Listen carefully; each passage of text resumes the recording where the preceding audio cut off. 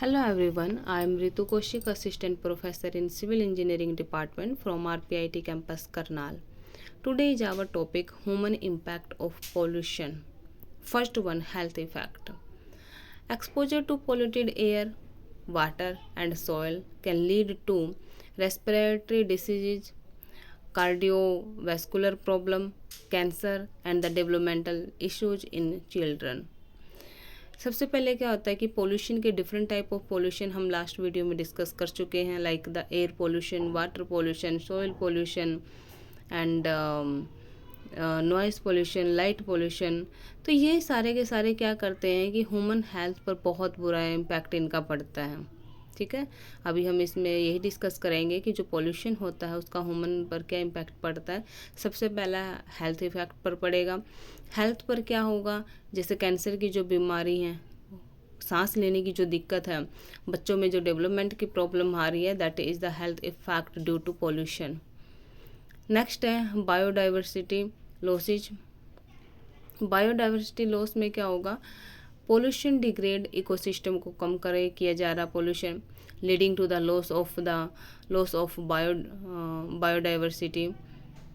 Many species are unable to adapt to the rapid change in their environment. Economic cost. Pollution has enormous economic cost due to healthcare expenses, loss of productivity and the damage to ecosystem, agriculture and the fisheries.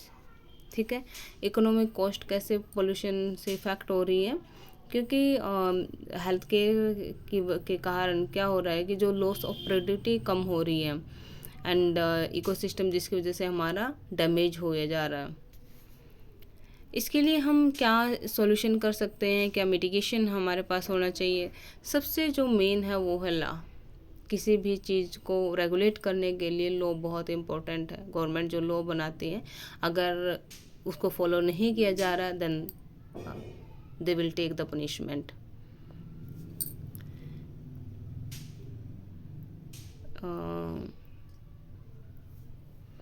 Like first one,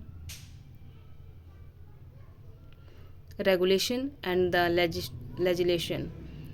Government can enforce strict environmental regulation on industries such as emission limit and the waste disposal standard. सबसे पहले government को चाहिए कि जो waste disposal standard है उनको set किया जाना चाहिए, उनकी लिमिट क्या है वो कंपनी या जो हमारे पास इंडस्ट्री है उनको स्ट्रिक्ट तरीके से बताना चाहिए कि इन्वायरमेंट के ये रेगुलेशन है और इंडस्ट्री को इसको फॉलो करना पड़ेगा। नेक्स्ट है cleaner energy. Shifting to renewable energy source like wind, solar and the hydropower can significantly reduce air pollution and greenhouse gas emission. का ये कह रहे हैं कि ज़्यादा से ज़्यादा जो रिन्यूएबल एनर्जी सोर्सेज है उनका यूज किया जाना चाहिए, विंड एनर्जी, सोलर एनर्जी या फिर hydro power energy. Sustainable energy practice like organic farming, reduce pesticide use and the efficient irrigation system help reduce soil and the water pollution. Sustainable agriculture में क्या होता है कि जो फार्मर होते हैं वो एग्रीकल्चर को इस तरीके से करें कि जितना हो सके पेस्टिसाइड्स का कम यूज करें, जो कि सॉइल पोल्यूशन और वाटर पोल्यूशन को कम करेगा। Waste management, proper waste management including recycling and the reducing plastic use help prevent land and the ocean pollution. Public awareness, educating people on the effect of pollution and encouraging sustainable behavior, example using public transportation, reducing single use plastics is the crucial.